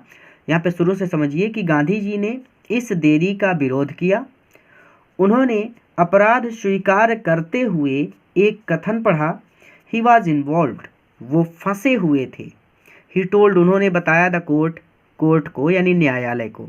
तो हम सबसे पहले इसे पढ़ेंगे कि उन्होंने न्यायालय को बताया कि ही वॉज इन्वॉल्व्ड, कि वो फंसे हुए थे, इन अ कन्फ्लिक्ट ऑफ ड्यूटीज़, ड्यूटीज़ यानी कर्तव्य, ड्यूटी मतलब कर्तव्य, कॉन्फ्लिक्ट मतलब विरोधाभास, तो कर्तव्यों के विरोधाभास में वो इन्वॉल्व्ड थे, वो फंसे हुए थे। तो उन्होंने कोर्ट को बताया कि कर्तव्यों के विरोधाभास में वो फंसे हुए थे। अब कर्तव्यों के विरोधाभास से मतलब ये है कि उन्हें समझ में नहीं आ रहा था कि वो क्या करें, ठीक है। आगे बता रहे हैं, देखिए कि one hand, on the one hand, एक तरफ तो not to set a bad example, वो एक बुरा उदाहरण नहीं बनना चाहते थे, एज अ लॉ ब्रेकर, कानून तोड़ने वाले के रूप में। तो ऑन द वन हैंड, एक तरफ तो एक कानून तोड़ने वाले के रूप में वो एक बुरा उदाहरण, नॉट टू सेट, नहीं बनना चाहते थे, ठीक है। ऑन द अदर हैंड, जबकि दूसरी तरफ, to render the humanitarian and national service, वो ह्यूमैनिटेरियन मतलब होता है मानवीय, ठीक है। नेशनल सर्विस, नेशनल मतलब राष्ट्रीय, सर्विस मतलब सेवा। ऑन द अदर हैंड, जबकि दूसरी तरफ वो मानवीय और राष्ट्रीय सेवा करना चाहते थे, for which he had come, जिसके लिए वो आए थे। तो यानी वो दो काम करना चाहते थे, पहला तो वो राष्ट्रीय और मानवीय सेवा करना चाहते थे जिसके लिए वो आए थे, दूसरा कारण ये था कि वो कानून भी नहीं तोड़ना चाहते थे, इसलिए वो कर्तव्यों के विरोधाभास में फंस गए। अर्थात उन्हें क्या करना है क्या नहीं ये समझ में नहीं आ रहा था। तो गांधी जी ने इस देरी का विरोध किया। उन्होंने अपराध स्वीकार करते हुए एक कथन पढ़ा। उन्होंने कोर्ट को बताया कि वो कर्तव्यों के विरोधाभास में फंसे हुए थे। एक तरफ तो वो एक कानून तोड़ने वाले के रूप में एक बुरा उदाहरण नहीं बनना चाहते थे, जबकि दूसरी तरफ वो मानवीय और राष्ट्रीय सेवा करना चाहते थे, जिसके लिए वो आए थे। आगे कहते हैं कि ही डिसरिगार्डेड, दिख नहीं रहा था, तो ही डिसरिगार्डेड यानी उन्होंने डिसरिगार्ड कर दिया, उन्होंने उल्लंघन किया द ऑर्डर, आदेश का, टू लीव, चले जाने के। यानी उनको कहा गया था कि आप चले जाइए यहाँ से, लेकिन वो गए नहीं। तो वही चीज़ वो कह रहे हैं कि उन्होंने चले जाने के आदेश का उल्लंघन किया। Not for want to respect, इसलिए नहीं क्योंकि लॉफुल अथॉरिटी, कानूनी अधिकारियों के प्रति, नॉट वांट टू रिस्पेक्ट, उनमें सम्मान की भावना नहीं है। अर्थात इसलिए नहीं कि वो कानूनी अधिकारियों का सम्मान नहीं करते, या फिर आप ऐसे भी पढ़ सकते हो कि कानूनी अधिकारियों के प्रति सम्मान का अभाव, या फिर सम्मान के अभाव के कारण नहीं। नॉट लगा है ना, नॉट मतलब नहीं, फॉर वांट टू रिस्पेक्ट, सम्मान का अभाव, फॉर लॉफुल अथॉरिटीज, कानून के अधिकारियों के प्रति। तो इसलिए नहीं क्योंकि वो उनमें कानून के अधिकारियों के प्रति सम्मान का अभाव है, बल्कि इसलिए कि obedience to higher law of our being, क्योंकि हमारे अस्तित्व से भी हायर लॉ, बड़े कानून, ओबीडियंस का पालन करते हुए, बल्कि हमारे अस्तित्व से भी बड़े कानून का पालन करते हुए, अर्थात उन्होंने चले जाने के आदेश का उल्लंघन किया। इसलिए नहीं क्योंकि वो कानूनी अधिकारियों का सम्मान नहीं करते, बल्कि हमारे अस्तित्व से भी बड़े कानून का पालन करने के लिए। द वॉइस ऑफ कॉन्साइंस, आत्मा की आवाज़। आत्मा की आवाज़ का कहने का मतलब यहाँ पे है कि अंतरात्मा उनकी कह रही थी कि इन लोगों को इतनी तकलीफ में छोड़कर नहीं जाना चाहिए। इसीलिए वो उन्होंने कानून का आदेश मिलने के बाद भी वहाँ से नहीं गए वो। ठीक है, तो वही वो कह रहे हैं कि मैं इसलिए नहीं गया। आप लोग ऐसा मत समझिए कि मैं इन लोगों का सम्मान नहीं करता, इन कानूनी लोगों का सम्मान नहीं करता और इसीलिए मैं यहाँ से जा नहीं रहा, ऐसा नहीं है। बल्कि मैं अपनी आत्मा की आवाज़ को सुन रहा हूँ और वो कह रही है कि मत जाओ इन लोगों को तकलीफ में छोड़कर। ठीक है, तो not want the respect for lawful authority, तो आप इसको ऐसे भी पढ़ सकते हो, इसलिए नहीं क्योंकि कानूनी अधिकारियों के प्रति मुझमें सम्मान का अभाव है, बल्कि हमारे अस्तित्व से भी बड़े कानून का पालन करने के लिए। द वॉइस ऑफ कॉन्साइंस, आत्मा की आवाज़, या फिर पूरा ऐसे पढ़ सकते हैं कि हमारे अस्तित्व से भी बड़े लॉ कानून, द वॉइस ऑफ कॉन्साइंस, आत्मा की आवाज़ का पालन करने के लिए, या फिर पालन करते हुए मैं यहाँ से नहीं गया। ठीक है, तो बहुत सारे बच्चे कंफ्यूज हो गए होंगे। तो he disregarded the order to leave, उन्होंने चले जाने के आदेश का उल्लंघन किया। इसलिए नहीं क्योंकि वो कानूनी अधिकारियों का सम्मान नहीं करते थे, या फिर इसलिए नहीं क्योंकि कानूनी अधिकारियों के प्रति उनमें सम्मान का अभाव था, बल्कि इसलिए क्योंकि हमारे अस्तित्व से भी बड़े कानून, आत्मा की आवाज़ का पालन करते हुए। यानी हमारे अस्तित्व से भी बड़ा कानून क्या है? हमारे अस्तित्व से बड़ा कानून है आत्मा की आवाज़। यानी हमारी अंतरात्मा क्या चाहती है, हम वो करना चाहते हैं ना। तो वही चीज़ यहाँ पे स्पष्ट करके लिखी गई है। बट इन ओबीडियंस, ओबीडियंस मतलब होता है पालन करना, टू हायर लॉ यानी बड़ा कानून, आवर बीइंग यानी हमारा अस्तित्व, द वॉइस मतलब आवाज़, ऑफ कॉन्साइंस मतलब आत्मा, या आत्मा की आवाज़। तो हमारे अस्तित्व से भी बड़े आत्मा की आवाज़ के कानून का पालन करते हुए। He asked the penalty due, he asked उन्होंने पेनाल्टी ड्यू उन्होंने उचित दंड की मांग की। द मजिस्ट्रेट अनाउंस्ड, मजिस्ट्रेट ने घोषणा की that he would pronounce sentence, की वो परिणाम सुनाएगा। मजिस्ट्रेट ने घोषणा की कि वो परिणाम सुनाएगा या फिर निर्णय सुनाएगा आफ्टर अ 2 आवर रेसेस, 2 घंटे के अवकाश के बाद। तो मजिस्ट्रेट ने घोषणा की कि वह 2 घंटे के अवकाश के बाद परिणाम सुनाएगा या फिर निर्णय सुनाएगा। एंड आस्क्ड गांधी, और उसने गांधी से कहा टू फर्निश बेल, और उसने गांधी जी को फर्निश बेल, बेल दे दी, अर्थात उसने गांधी जी को जमानत दे दी फॉर दोज 120 मिनट्स, 120 मिनट के लिए।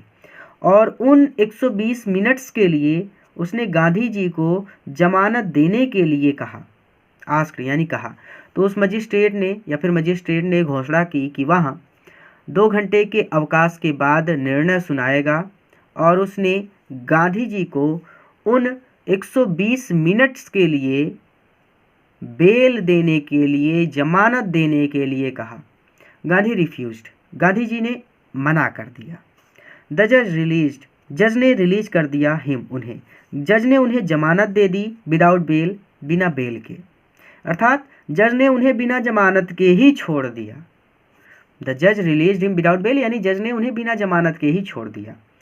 व्हेन द कोर्ट रिकॉन्वेंट, जब अदालत फिर से शुरू हुई, द जज सेड, तो जज ने कहा he would not deliver the judgement, कि वो नॉट डिलीवर द जजमेंट, वो कई deliver the judgement for several days, वो कई दिनों तक नॉट डिलीवर द जजमेंट, निर्णय नहीं सुनाएगा या फिर फैसला नहीं सुनाएगा। तो जब कोर्ट यानी न्यायालय फिर से खुला या फिर जब अदालत फिर से शुरू हुई, तो जज ने कहा कि वो कई दिनों तक फैसला नॉट डिलीवर नहीं सुनाएगा। मीनवाइल ही अलाउड गांधी, यानी इस दौरान उसने गांधी जी को रिमेन एट लिबर्टी, स्वतंत्र रहना, रिमेन एट लिबर्टी मतलब होता है स्वतंत्र रहना, तो इस दौरान उसने गांधी जी को स्वतंत्र रहने की अनुमति दे दी। ठीक है। राजेंद्र प्रसाद, ब्रिज किशोर बाबू, मौलाना मुजहारुल हक। अब देखिए ये सब तो नाम है, तो पढ़ लीजिए। राजेंद्र प्रसाद, ब्रिज किशोर बाबू, मौलाना मजहारुल हक एंड सेवरल अदर, और कई अन्य प्रोमिनेंट प्रसिद्ध लॉयर्स, वकील हैड अराइव्ड, आ गए थे फ्रॉम बिहार, बिहार से, यानी वो लोग बिहार से यहाँ आ गए। तो राजेंद्र प्रसाद, ब्रिज किशोर बाबू, मौलाना मजरूल हक और अन्य कई प्रसिद्ध वकील बिहार से आ गए थे। दे कन्फर्ड विथ गांधी जी, उन्होंने गांधी जी से कन्फर्ड किया, उन्होंने गांधी जी से विचार विमर्श किया। वाट वुड दे डू, वाट क्या, वुड दे वो, डू करेंगे, वो लोग क्या करेंगे। इफ़ ही लगा है गांधी जी के लिए। इफ़ ही, यदि गांधी जी को वाट सेंटेंस, सज़ा सुनाई जाती है टू प्रिजन, जेल जाने की, यदि गांधी जी को जेल भेजने की सज़ा सुनाई जाती है तो वो लोग क्या करेंगे। गांधी आस्क्ड, गांधी जी ने पूछा। वाई, क्यों। The senior lawyer replied, senior एक वरिष्ठ लॉयर वकील ने रिप्लाइड उत्तर दिया, एक वरिष्ठ वकील ने उत्तर दिया। They had come to advise and help him, they यानी वो सभी वकील हैड कम आए हैं टू एडवाइस, सलाह देने के लिए, एंड हेल्प और सहायता करने के लिए, हिम गांधी जी की, हिम लगा गांधी जी के लिए, तो वो सभी उनकी सहायता करने के लिए और उनको सलाह देने के लिए आए हैं।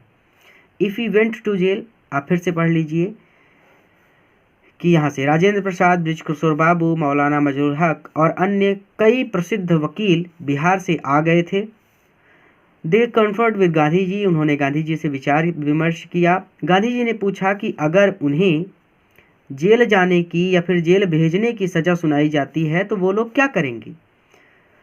क्यों, यहाँ पे वाई मतलब क्यों, यानी एक आश्चर्यचकित हो जाना, ये वाई लगा है आश्चर्यचकित हो जाने के लिए। ठीक है, तो आप ऐसे भी बोल सकते हो कि लोग आश्चर्यचकित हो गए, तो वाई आप चाहो तो क्यों बोल सकते हो सीधा सीधा, या फिर आप बोल सकते हो कि आश्चर्यचकित होकर एक वरिष्ठ वकील ने कहा कि वो सभी वहाँ गांधी जी को सलाह देने के लिए और उनकी मदद करने के लिए आए हैं। If he went to jail, अगर उन्हें जेल भेज दिया जाता है तो there would be nobody, तो वहाँ पर कोई भी ऐसा नहीं होगा टू एडवाइस, जिसे सलाह देना है, and they would go home, और वो सभी घर चले जाएंगे। तो if he went to jail, अगर गांधी जी को जेल हो जाती है, अगर उन्हें जेल भेज दिया जाता है, तो there would be nobody to advice, तो सलाह देने के लिए वहाँ पर कोई भी नहीं होगा। अर्थात वो वकील किसे सलाह देंगे, गांधी जी तो जेल चले जाएंगे, तो किसी और को सलाह देने के लिए वहाँ पे होएगा ही नहीं कोई। तो यदि उन्हें जेल भेजा जाता है तो वहाँ पर सलाह देने के लिए कोई भी नहीं होगा, और तब वो सभी घर चले जाएंगे।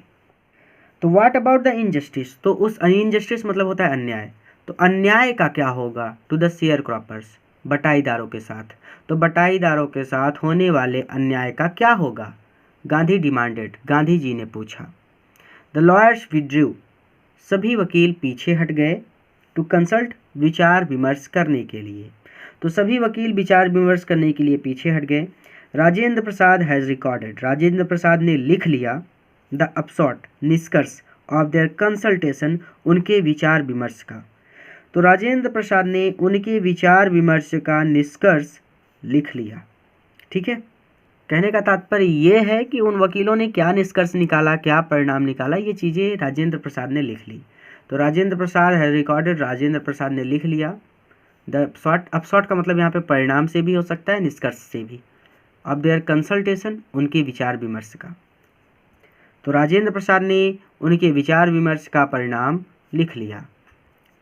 दे थॉट, उन्होंने सोचा, अमंग देमसेल्व्स, यानी उन वकीलों की बात हो रही है कि उन्होंने सोचा, अमंग देमसेल्व्स, आपस में, उन्होंने आपस में ही सोचा, ठीक है, या फिर उन्होंने आपस में ही विचार विमर्श किया, that Gandhi was totally a stranger, कि गांधी जी वॉज टोटली, पूरी तरह से या फिर एकदम से, स्ट्रेंजर, बाहर के व्यक्ति हैं, गांधी जी तो एकदम से बाहर के व्यक्ति हैं, एंड इट, और फिर भी, ही वॉज प्रिपेयर्ड, वो तैयार हैं, to go to prison, jail जाने के लिए, for the sake of the peasants, किसानों के लिए, और फिर भी किसानों के लिए वो जेल जाने के लिए तैयार हैं। उन्होंने, दे थॉट, उन्होंने सोचा, अमंग देमसेल्व्स, आपस में ही, यानी उन्होंने आपस में ही सोचा कि गांधी जी तो एकदम से बाहर के व्यक्ति हैं और फिर भी वो किसानों के लिए जेल जाने के लिए भी तैयार हैं।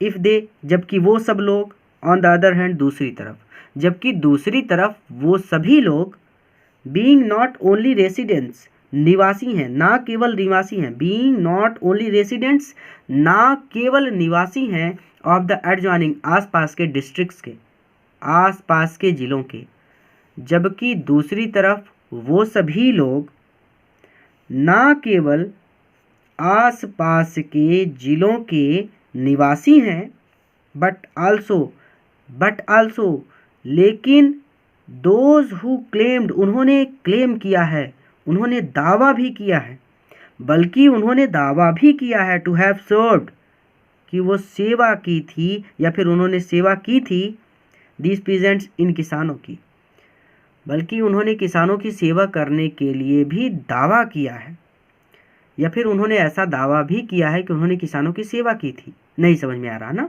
छोटा छोटा करना होगा तभी समझ में आएगा। देखो पहले तो समझ में आ गया था, ये हो गया था यहाँ तक।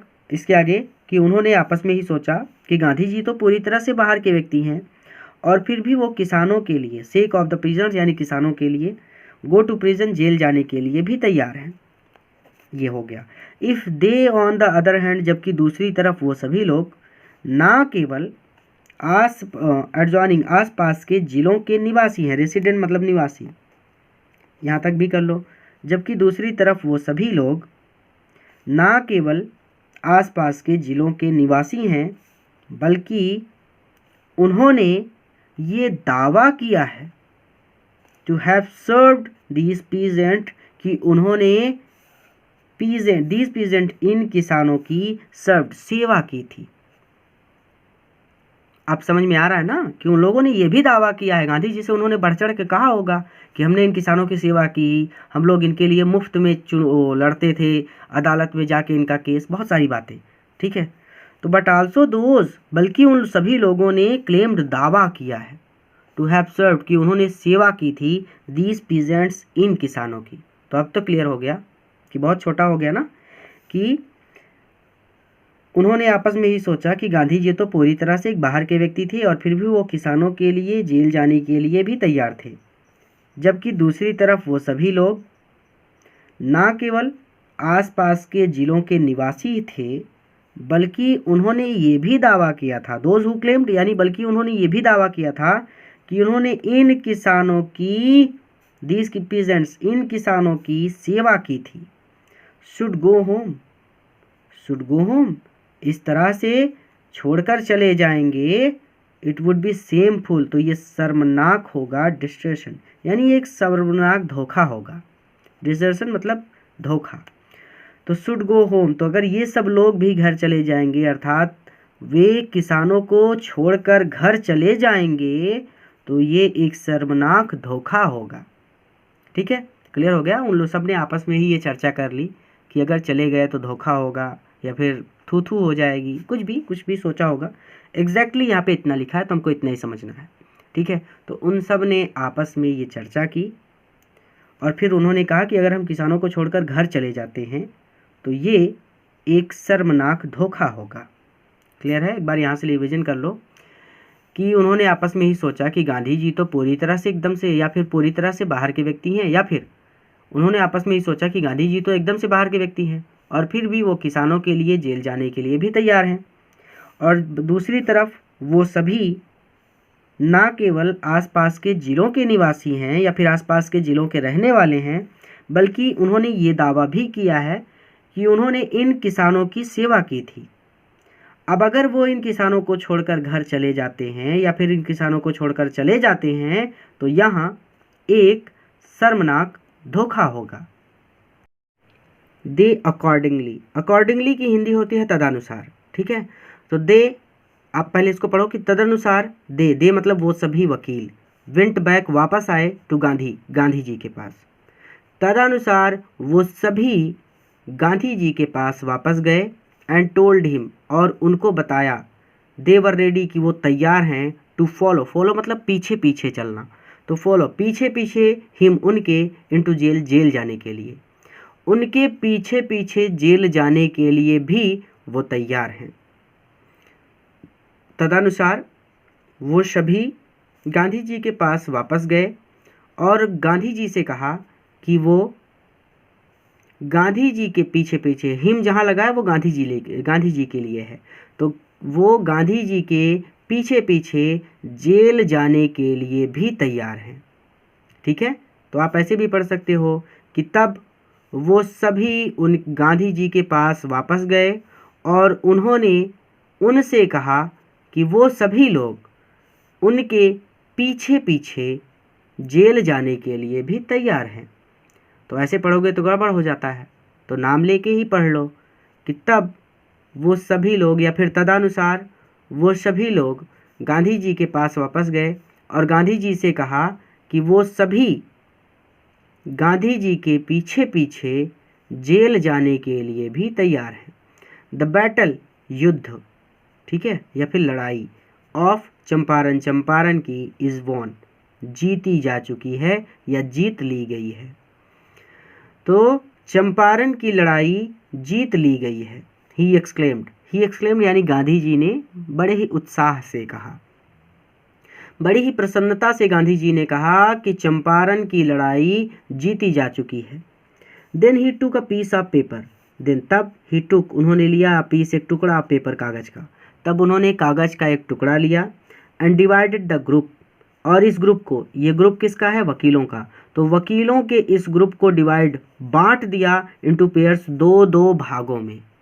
ठीक है, और वकीलों के इस समूह को दो दो भागों में बांट दिया and put down the order, और ऑर्डर जारी किया अर्थात क्रम तय किया। पुट डाउन द ऑर्डर यानी क्रम तय किया, इन विच, जिसमें ईच पेयर, हर टुकड़ी को, वाज टू कोर्ट अरेस्ट, गिरफ्तारी देनी थी, या फिर पुट डाउन द ऑर्डर और क्रम तय किया, यहाँ से लेकर in which each pair was court arrest, इसकी हिंदी सीधा सीधा हो जाएगी कि जिस क्रम में उन्हें गिरफ्तारी देनी थी। ठीक है, यानी उन सब लोगों को, वो जो ग्रुप्स बने थे वकीलों के, तो किस क्रम में, यानी पहले ग्रुप ए जाएगा, फिर ग्रुप बी जाएगा, फिर ग्रुप सी जाएगा, तो इस तरह से सब लोग जेल में भरते चले जाएंगे। एक बार फिर से रिवीजन कर लेते हैं कि वो सभी तदनुसार या फिर आप ऐसे पढ़ सकते हो कि तब वो सभी गांधी जी के पास वापस गए और गांधी जी से कहा कि वो सभी गांधी जी के पीछे पीछे जेल जाने के लिए भी तैयार हैं। चंपारण का युद्ध या फिर चंपारण की लड़ाई जीती जा चुकी है। ही एक्सक्लेम्ड, गांधी जी ने प्रसन्न होकर कहा। Then he took a piece of paper, तब उन्होंने एक कागज का टुकड़ा लिया और divided the group into pairs, और वकीलों के इस समूह को दो दो भागों में बांट दिया। पुट डाउन द ऑर्डर, और फिर क्रम तय कर दिया।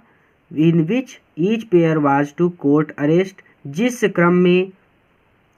क्रम में हर पेयर को यानी हर एक टुकड़ी को गिरफ्तारी देनी थी, या फिर जिस क्रम में उन्हें गिरफ्तारी देनी थी। कोर्ट अरेस्ट मतलब गिरफ्तार होना, पेयर मतलब टुकड़ी। तो जिस एक टुकड़ी में जितने भी लोग थे उन सबको गिरफ्तार होना था, ठीक है। तो जिस क्रम में उन्हें गिरफ्तार होना था या फिर जिस क्रम में टुकड़ी को गिरफ्तार होना था, जैसे याद हो जाए बोल दो, कोई दिक्कत नहीं है। सीधे सीधे ऐसे ही बोलिए कि जिस क्रम में उन्हें गिरफ्तार होना था। आसान शब्दों में उन्होंने बता दिया कि पहले ग्रुप ए जाएगा, फिर ग्रुप बी जाएगा, फिर ग्रुप सी जाएगा, एक साथ सब लोग मत पहुंच जाना, ठीक है। यानी कहने का मतलब है कि लगा रहना चाहिए, उनको लगना चाहिए कि ये लोगों को बंद किया तो फिर से आ गए, ये लोगों को बंद किया तो फिर से आ गए, इनको भी बंद करेंगे तो और लोग आ जाएंगे। कहने का मतलब है सब लोग एक ही बार में चले जाओगे तो सबको बंद कर देंगे, लेकिन धीरे धीरे जाओगे तो उनको लगेगा कि जितने बंद करते जा रहे हो उतने आते जा रहे हैं, यानी group A, group B, group C, इस तरह से। सेवरल डेज लेटर, कई दिनों के बाद, गांधी रिसीव्ड, गांधी जी को मिला, अ रिटन कम्युनिकेशन, एक संदेश, फ्रॉम द मजिस्ट्रेट, मजिस्ट्रेट से, इन्फॉर्मिंग, जानकारी देते हुए, हिम मतलब उनको यानी गांधी जी को। तो सेवरल डेज लेटर, कई दिनों के बाद गांधी जी को मजिस्ट्रेट से जानकारी देते हुए एक सूचना मिली, ठीक है। या फिर आप ऐसे भी बोल सकते हो कि जानकारी देते हुए एक संदेश मिला, दैट कि द लेफ्टिनेंट गवर्नर कि lieutenant governor of the province had ordered, ने आदेश दिया है, कि लेफ्टिनेंट गवर्नर ने आदेश दिया है, द केस की यह केस टू बी ड्रॉप्ड, समाप्त कर दिया जाए। यानी इस केस को समाप्त करने का आदेश लेफ्टिनेंट गवर्नर ने दिया है। कई दिनों के बाद गांधी जी को मजिस्ट्रेट से जानकारी देते हुए एक संदेश मिला कि लेफ्टिनेंट गवर्नर ने of the province had ordered, आदेश दिया है, the case to be dropped, कि यह केस समाप्त कर दिया जाए। अर्थात लेफ्टिनेंट गवर्नर के द्वारा इस केस को समाप्त करने का आदेश दिया गया था। एक सेकंड, मैंने ये छोड़ दिया ना, प्रोविंस, प्रोविंस का मतलब होता है राज्य, ठीक है। तो राज्य के लेफ्टिनेंट गवर्नर ने या फिर लेफ्टिनेंट गवर्नर ने, लेफ्टिनेंट इंग्लिश में पढ़ा जाता है, हिंदी में इसी को हम पढ़ देते हैं लेफ्टिनेंट, ठीक है। तो लेफ्टिनेंट गवर्नर ने इस केस को समाप्त करने का आदेश दिया था, ठीक है। तो कई दिनों के बाद गांधी जी को मजिस्ट्रेट से जानकारी देते हुए एक संदेश मिला कि राज्य के लेफ्टिनेंट गवर्नर ने इस केस को समाप्त करने का आदेश दिया था। Civil disobedience, civil disobedience has attempted the first time in modern India, इसको उल्टा पढ़ना पड़ेगा।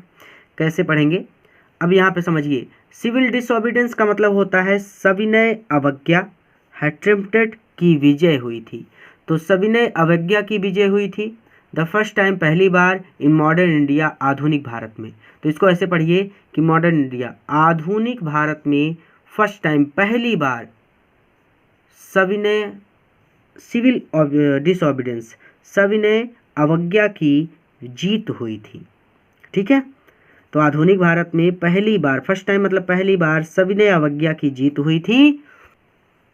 तो गांधी एंड द लॉयर्स, तो गांधी जी और लॉयर्स, वकीलों ने, नाउ अब, प्रोसीडेड, प्रारंभ किया, to conduct a far flung inquiry. Conduct a far flung inquiry का मतलब होता है व्यापक स्तर पर जांच करना। इनटू अ ग्रीवेंसेस, ग्रीवेंसेस मतलब शिकायत, ऑफ द फार्मर्स, किसानों की। तो गांधी जी और वकीलों ने किसानों की शिकायत की, conduct a far flung inquiry, किसानों की शिकायत की व्यापक स्तर पर जांच का कार्य प्रोसीडेड प्रारंभ किया। तो गांधी जी और वकीलों ने किसानों की शिकायत की व्यापक स्तर पर जांच का कार्य प्रारंभ किया। आगे कहते हैं कि डिपोजिशंस मतलब होता है बयान या फिर बयान ही बोलिए। तो बयान बाय अबाउट 10,000 लगभग 10,000 पीजेंट किसानों के वर रिटन डाउन लिखे गए। तो लगभग 10,000 किसानों के बयान रिटन डाउन लिखे गए, रिटन डाउन, ठीक है। तो अबाउट 10,000 पीजेंट्स, तो अबाउट लगभग 10,000 किसानों के बयान वर रिटन डाउन लिखे गए। एंड नोट्स यानी टिप्पणियाँ मेड ऑन अदर एविडेंस, और दूसरे एविडेंस, दूसरे साक्ष्य या फिर दूसरे सबूत के आधार पर टिप्पणियाँ लिखी गई, ठीक है। एविडेंस मतलब होता है साक्ष्य या फिर सबूत। तो सीधा सीधा मतलब हो जाएगा कि लगभग 10,000 किसानों के बयान लिखे गए और दूसरे साक्ष्यों या फिर दूसरे सबूतों के आधार पर टिप्पणियाँ लिखी गई। डॉक्यूमेंट्स वर कलेक्टेड, यानी डॉक्यूमेंट्स यानी दस्तावेज वर कलेक्टेड जुटाए गए, दस्तावेज जुटाए गए। द होल एरिया यानी पूरा क्षेत्र थ्रॉब्ड कांप उठा विद द एक्टिविटी गतिविधियों से ऑफ द इन्वेस्टिगेटर्स जांचकर्ताओं की। तो जांचकर्ताओं की गतिविधियों से पूरा क्षेत्र कांप उठा। एंड और द वीहीमेंट मतलब होता है प्रचंड, ठीक है। तो प्रचंड या फिर उग्र, प्रोटेस्ट मतलब होता है विरोध करना। तो प्रचंड विरोध से ऑफ द लैंडलॉर्ड्स मतलब होता है जमींदार, तो जमींदारों के प्रचंड विरोध से। तो इसको ऐसे पढ़ना होगा कि पूरा क्षेत्र, इन्वेस्टिगेटर्स यानी जांचकर्ताओं की गतिविधियों से और जमींदारों के प्रचंड विरोध से थ्रॉब्ड कांप उठा। तो कहने का सीधा सीधा मतलब है कि पूरा क्षेत्र, या फिर आप ऐसे पढ़ सकते हो कि सीधा सीधा आप यहाँ पर पढ़ सकते हो कि द होल एरिया पूरा क्षेत्र जांचकर्ताओं की गतिविधियों से और जमींदारों के प्रचंड विरोध से थ्रॉब्ड कांप उठा। बोर्ड एग्जाम के लिए एक चीज़ ध्यान दीजिएगा कि किसी भी गाइड से और किसी भी क्वेश्चन बैंक से ज़्यादातर प्रयास कीजिएगा, ये प्रयास रहे आपका कि किसी भी गाइड से आप क्वेश्चन आंसर ना याद करें और ना ही किसी विद्या का या फिर क्वेश्चन बैंक का सहारा लीजिएगा। जितना हो सके उतना अपने टीचर के लिखाए गए क्वेश्चन आंसर्स को ही याद कीजिएगा, ठीक है। और अगर प्रॉब्लम हो, कुछ भी प्रॉब्लम है कि अगर आपने नोट्स नहीं तैयार किए हैं, कुछ भी प्रॉब्लम हो सकती है, आपकी फेयर नहीं कंप्लीट है, तो आप रुक जाइए। 5 नवंबर से या फिर 7 नवंबर से आपको हमारे चैनल से पीडीएफ मिलना स्टार्ट हो जाएगा और एकदम लोकल लैंग्वेज में, अपनी लैंग्वेज में हमने सभी क्वेश्चन आंसर सॉल्व किए हैं और उसका पीडीएफ हम बनवा रहे हैं। वो पीडीएफ आपको जल्द ही मिलना स्टार्ट हो जाएगा और उस पीडीएफ से आप question answer, central idea, board exam में पूछे गए क्वेश्चंस, सब कुछ आप सॉल्व कर सकेंगे। तो आपको कोशिश ये करनी है कि गाइड से याद नहीं करना, क्योंकि गाइड की जो लैंग्वेज होती है वो टीचर को तुरंत पता चल जाती है कि ये बच्चा रट कर आया है और फिर आपको कम से कम अंक मिलते हैं, ठीक है। तो ज़्यादातर हमें कोशिश करनी है कि जो हमारे टीचर ने लिखाया है वही क्वेश्चन आंसर याद करके हम जाएं, ठीक है। यानी वैसा ही क्वेश्चन हम याद करें, वैसा ही आंसर हम याद करें, ना कि हम किसी गाइड पर डिपेंड रहें। इसके आगे हम अगले वीडियो लेक्चर में पढ़ेंगे, क्योंकि ये चैप्टर काफ़ी लंबा हो रहा है, थर्ड पार्ट बनाना भी ज़रूरी है। चलिए, थर्ड पार्ट के लिए भी वही सेम रूल है, बस इंडिगो लिखिए, डिज़ायर पॉइंट, और आप यूट्यूब पर सर्च कर लीजिए। पूरा वीडियो देखने के लिए धन्यवाद। इस वीडियो को अपने मित्रों के साथ भी जरूर शेयर कीजिएगा ताकि वो भी इससे लाभ ले सकें।